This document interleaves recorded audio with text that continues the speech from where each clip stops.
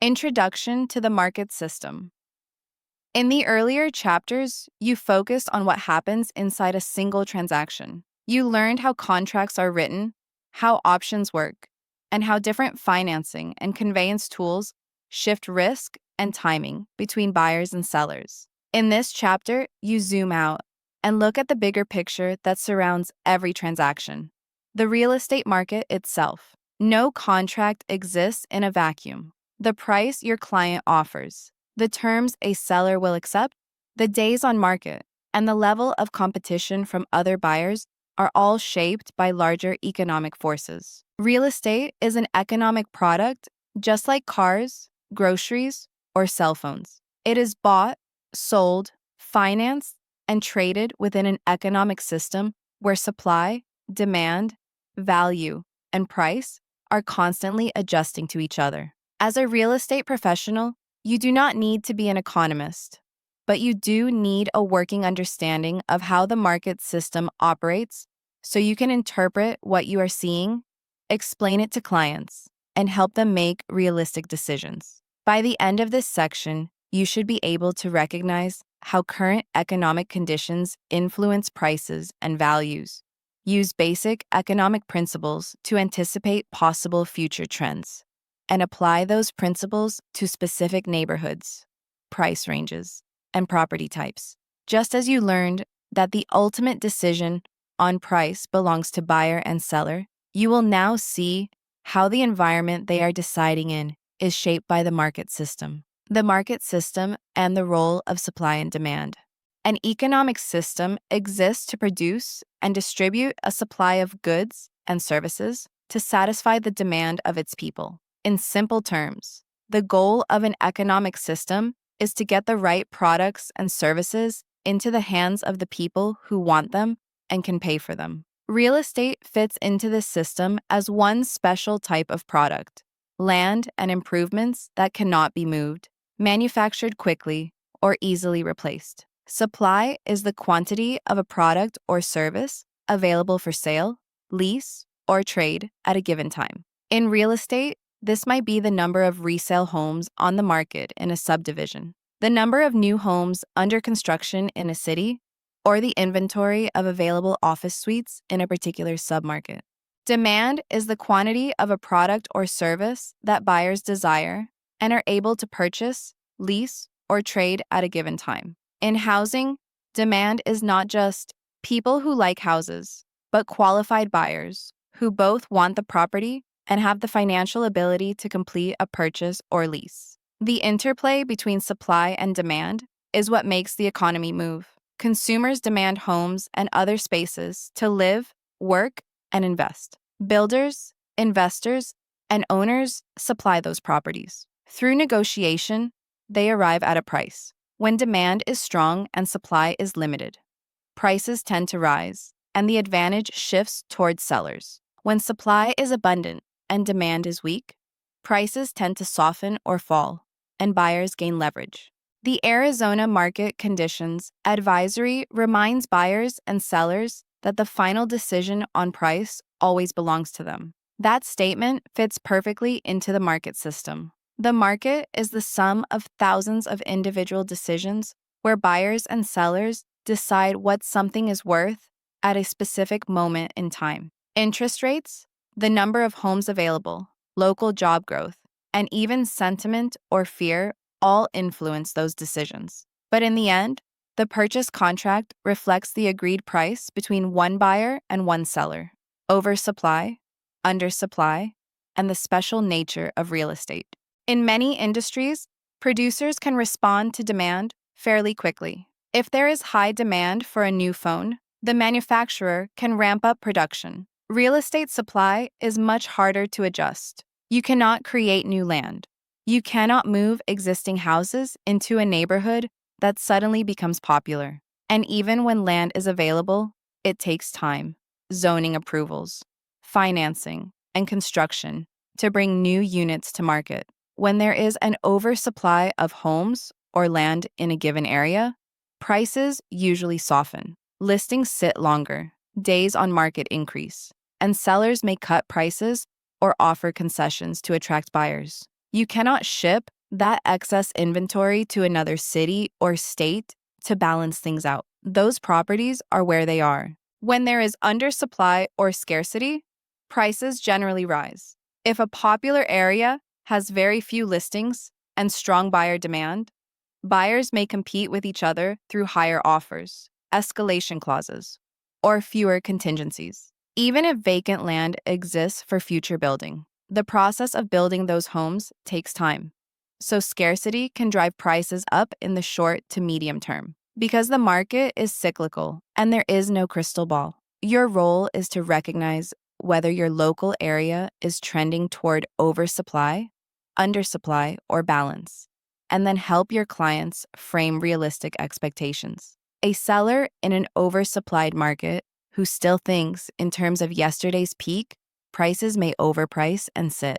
A buyer in an undersupplied market who insists on deep discounts may watch multiple properties sell to more realistic competitors. Real estate as a local business. Although national headlines talk about the real estate market, what truly matters for your day-to-day practice is your local market. Real estate is always local. A national recession or boom sets the background, but individual cities, neighborhoods, and even subdivisions can behave very differently. Local job growth or loss, major employers moving in or out, new roads or transit, school quality changes, and even local weather trends and natural hazards can all tilt supply and demand in a small area. Divorce rates, death rates, retirement trends, and investor interest in vacation or second homes can all shape how many people want to buy and sell at a given time. For example, a resort community may be highly sensitive to shifts in discretionary income, stock market performance, or travel trends. A town dominated by a single large employer may be vulnerable if that employer downsizes or relocates. Meanwhile, an area with strong in-migration, diversified employment, and limited buildable land may see steady demand and upward pressure on prices even if national headlines are negative. National patterns such as interest rate movements, national home price indexes, and new housing starts do matter. They influence mortgage affordability, builder sentiment, and investor activity. However, they filter through local conditions rather than dictating them. A deep national downturn, like the Great Recession, showed how quickly an apparent balance of supply and demand can be disrupted when millions of people lose jobs, lending standards tighten, and confidence collapses.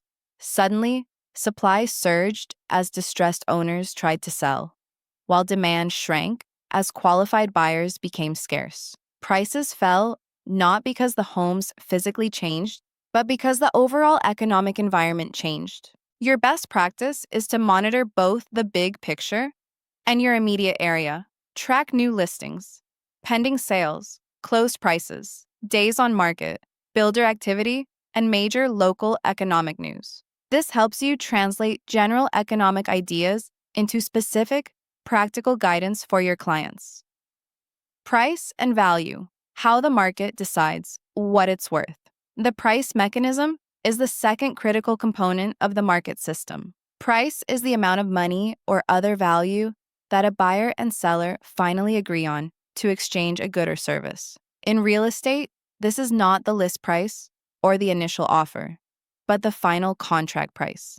Asking prices and bids are simply starting positions in negotiation. The true price is the number written into the fully executed purchase contract.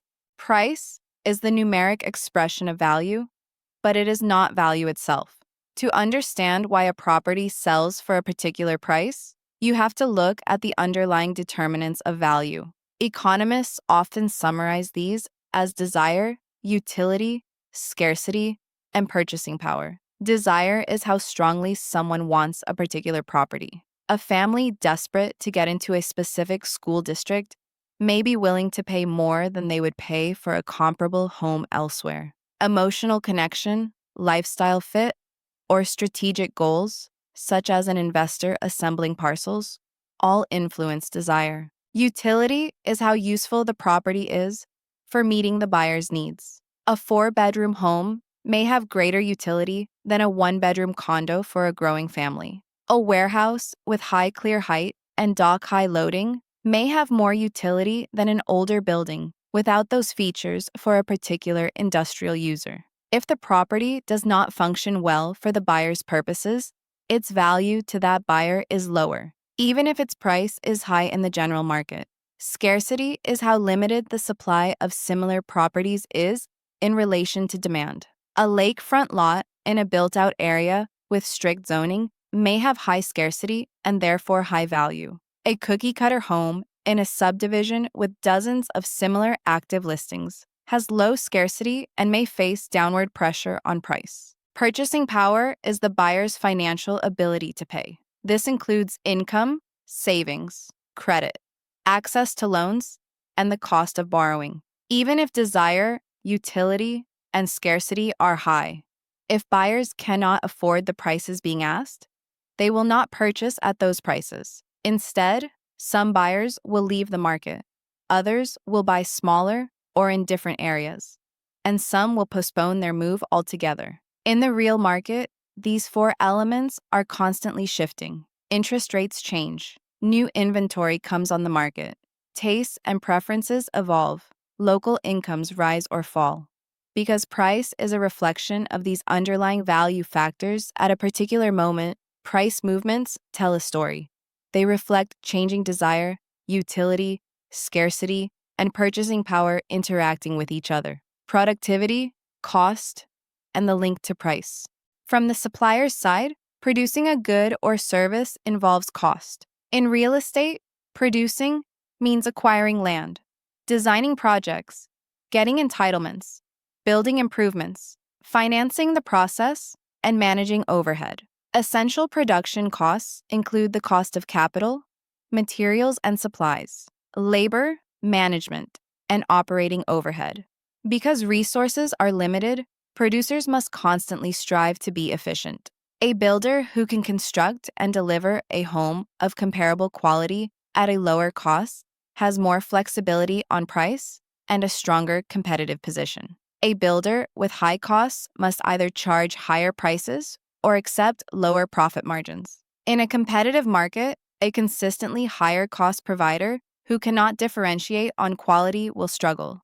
Imagine a builder who is extremely efficient, keeping costs as low as possible while maintaining quality. The builder then adds a profit margin on top of those costs to arrive at a minimum acceptable price. In that situation, cost plus required profit essentially equals the lowest price at which the builder can remain in business. If buyers will not pay that price, the builder will stop producing that product, and supply will fall. On the consumer side, buyers will generally pay the lowest price at which they can obtain a product that meets their needs. They compare similar homes, weigh features against price, and choose the best value they can afford. If two builders offer similar homes, but one can charge less because of lower costs, that builder will tend to attract more buyers.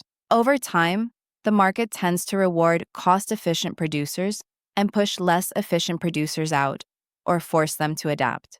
For you as an agent or broker, understanding cost helps you interpret why certain products are priced as they are. High-end custom homes in a constrained area may involve high land costs, specialized labor, and custom materials, all of which push costs and therefore prices up.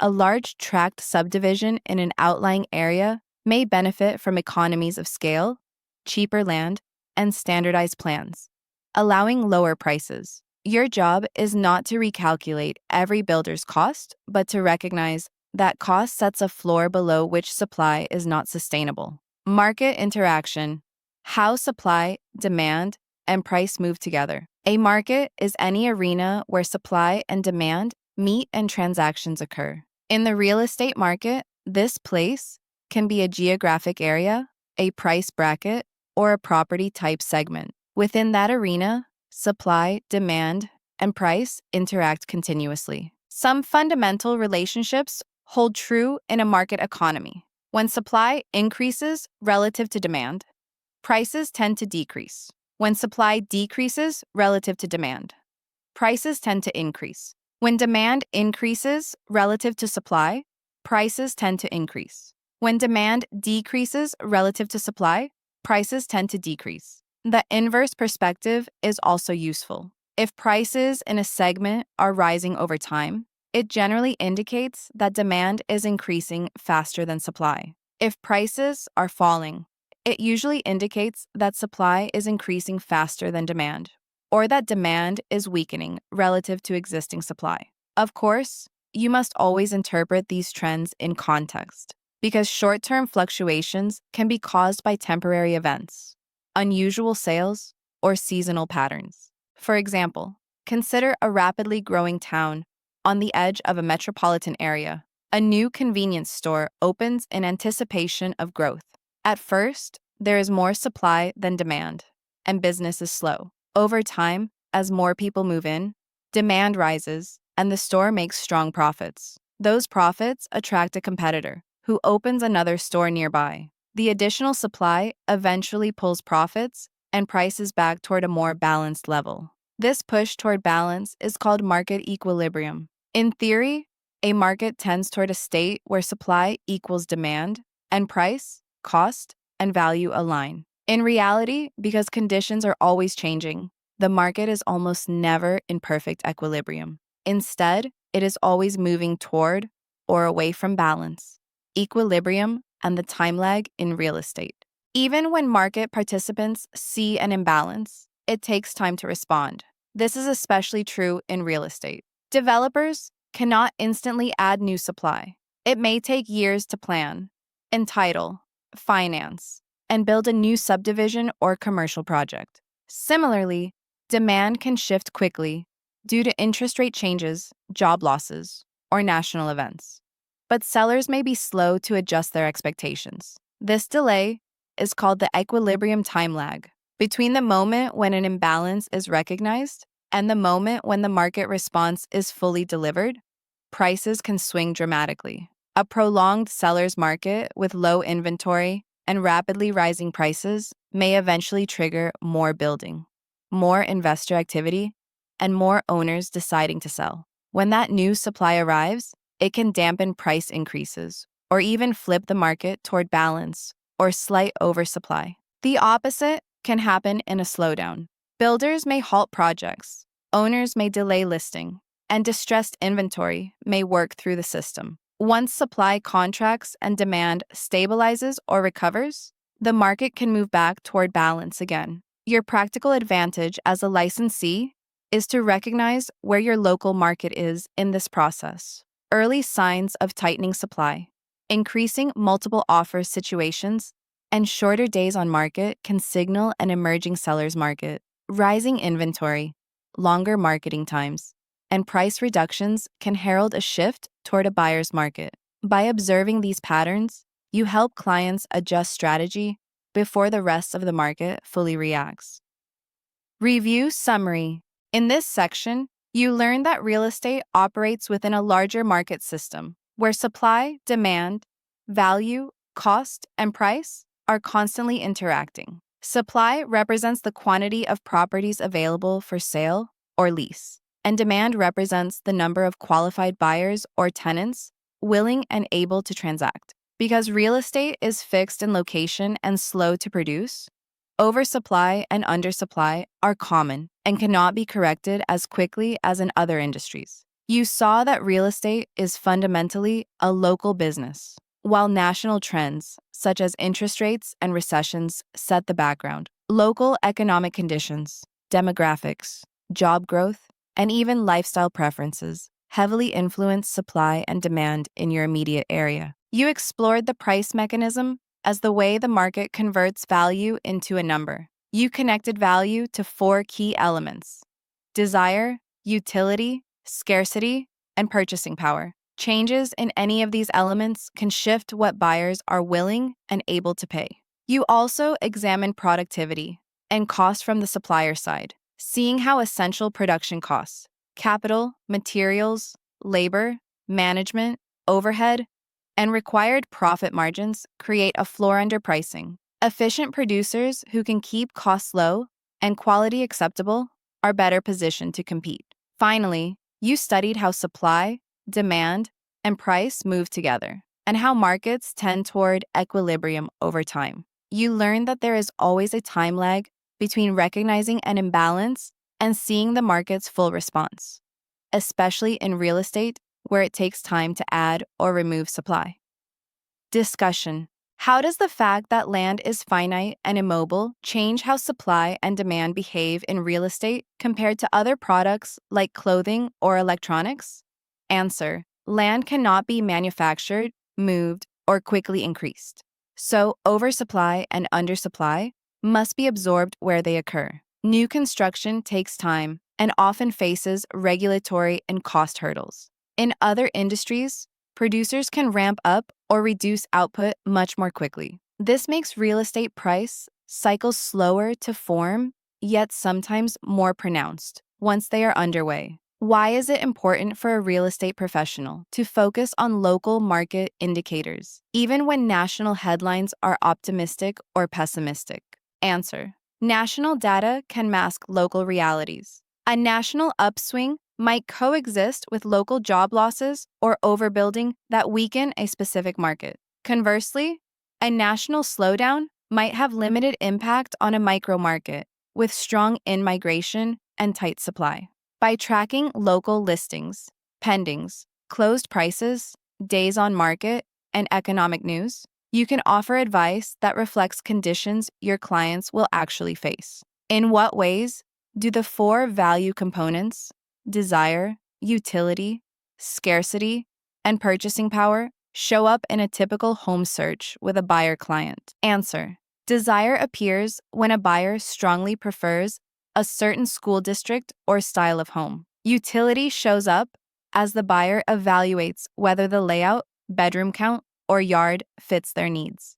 Scarcity appears when there are very few suitable homes in their price range, especially in a hot neighborhood. Purchasing power sets the upper limit on what they can pay, shaped by income, savings, credit, and interest rates. Together, these four factors determine which homes the buyer will consider and how aggressively they will bid. How can recognizing the equilibrium time lag help you guide a seller who insists on pricing based on last year's peak sales in a market that is beginning to soften? Answer.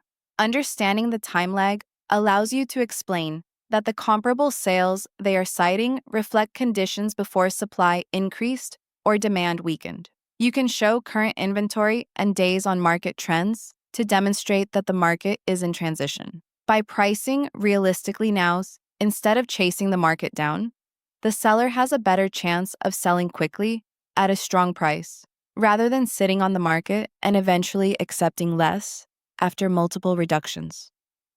Closing remarks.